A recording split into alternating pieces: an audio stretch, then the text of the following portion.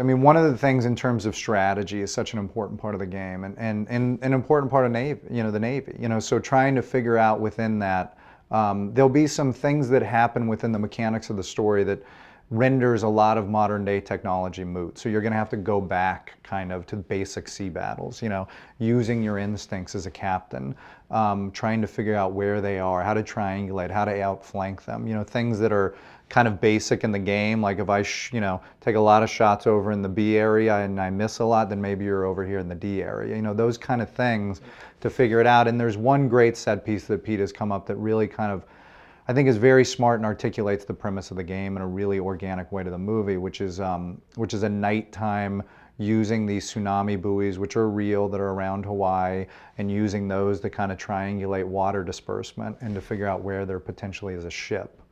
So to use that and to see how the water is being dispersed in a certain area, you kind of reveal and realize that's where the fleet is, and then you start firing over to that area in terms of a grid and a map. So it's it's in keeping with the spirit of the game, but also makes sense in the movie rather than trying to jam concepts into the movie.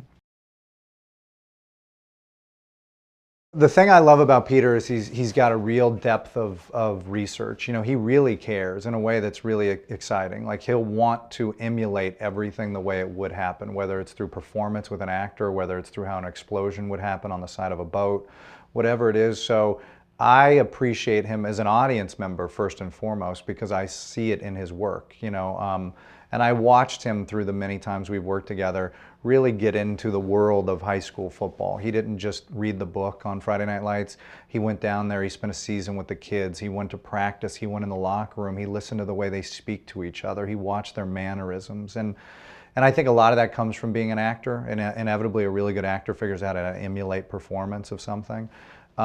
So I trust and watch him with actors, and I think they have a real trust with him and belief in him because he wants to get to the best performance. And then he's able to take those stories and put them in big worlds,